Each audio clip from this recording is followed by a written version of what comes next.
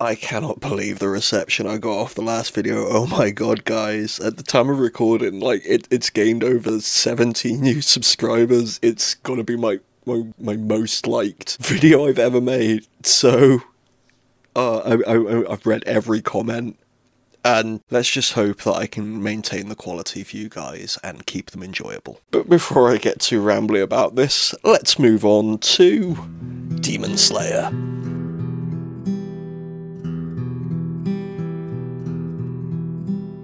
Journey with me to Gillinor, from Ashdale, a world to explore, in search of the book of 1,000 songs, as we set off from the shore.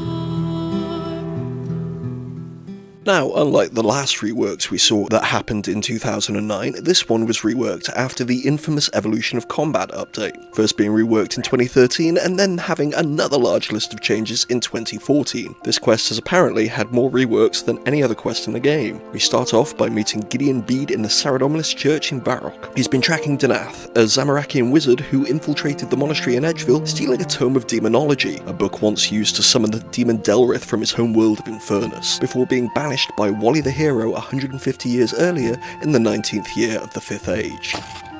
I'm just going to pause it here because I'm not entirely sure how accurate this is to the lore. If you go on Wally's page in the wiki, it does say that he was removed from the game's canon back in 2013 when this version of the quest was originally released.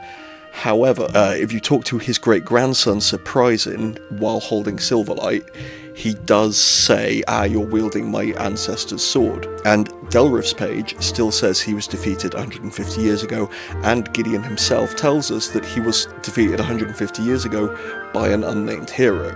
So I'm just going to go with the idea that that was Wally, because I'm not sure what's going on with the lore there and why they'd suddenly make a named hero unnamed to fit with the canon better. So, just gonna go with that. Sorry for the rude interruption. Back to the video. He claims that Delrith is an extremely powerful demon, but the dude's level 15, and unlike his previous incarnation in Old School, can absolutely be killed immediately after creating your account. He's pretty scrawny now.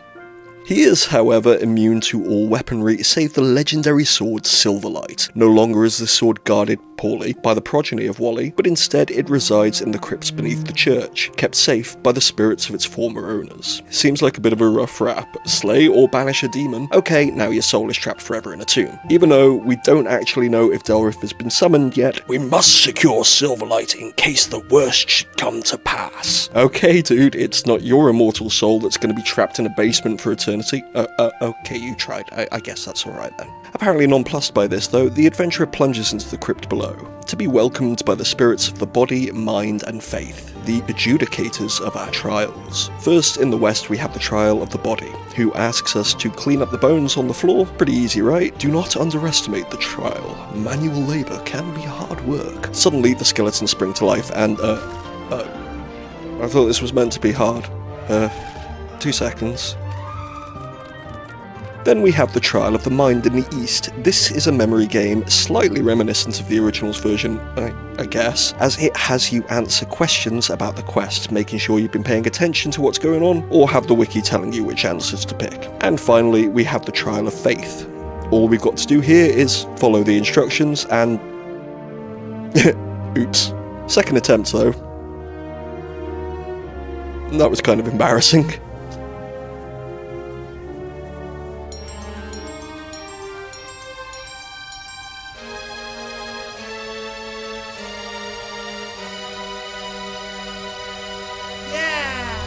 So despite everything Gideon said about needing an adventurer, he's just ditched us in the crypt and left us a letter saying he's tracked Danath to a second crypt, this one beneath the Zamorakian temple in the Varrock slums to the south. I grabbed some food along the way just in case, completely forgetting that the cultists we fight through to the encounter with Delrith drop meat, which really would have been all I needed. But anyway, after fighting to the main chamber, Danath teleports away just before Delrith appears and unleashes a massive attack, killing the cultists who summoned him, Gideon protects us with what I presume is a form of the Shield Dome spell unlocked much later in the game, and the first boss fight begins. This guy doesn't count.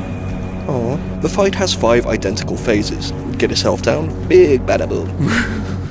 Move to the next circle, rinse and repeat. It can hurt if you are caught outside of the shield, but it's very easy to stay within, and I kind of hate an unnecessary amount. Before long, Delriv dies and explodes. Chunks of purple viscera flying everywhere as the crypt collapses.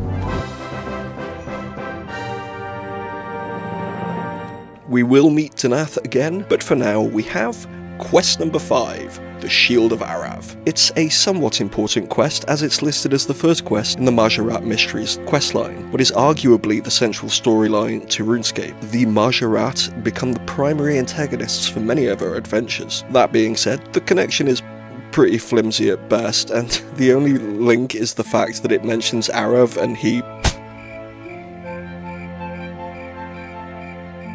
but he's probably the best known hero of the 4th Age and where Varrock got its name from. But while that's an interesting piece of lore, it's not really relevant to the story. I will leave some links in the description if anyone wants to learn more. To start the quest, we head to the Varrock Palace Library, where Reldo the Librarian points us to a book called The Shield of Arrav. 26 years ago, Varrock Museum's prize artifact was stolen by the Phoenix Gang, so the previous King Rold put a bounty of 1.2k on its retrieval. A massive sum of money in those days. Well, I hope the reward has been adjusted for inflation. Infiltrating the criminal underworld sounds a hell of a lot more dangerous than, balls. The king had hoped this huge sum of money would entice the gang members to turn on each other. This didn't happen, and the Phoenix Gang have gone on to become the biggest crime syndicate in the city.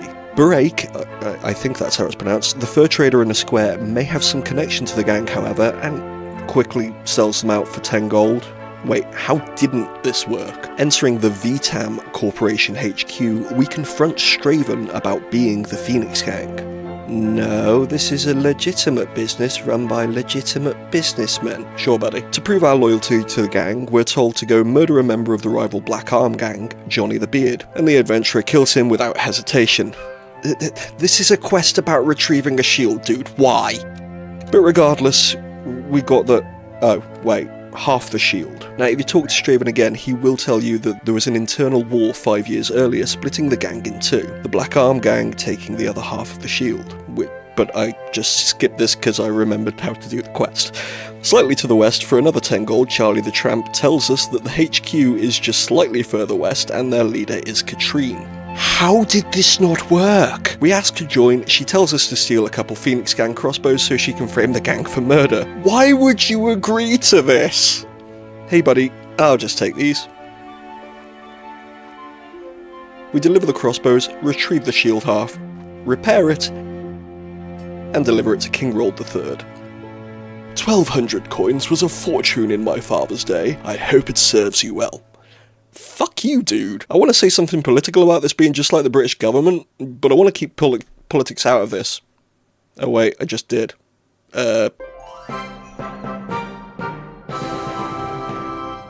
Thank you for watching, I hope you enjoyed it. The next reworked quest actually got turned into 2 quests, and they're the first fully voice-acted quests we encounter. I'm not sure how I'm going to handle that yet. These are much improved, so don't forget to subscribe to know when they drop. But for now, here's episode 1. Peace.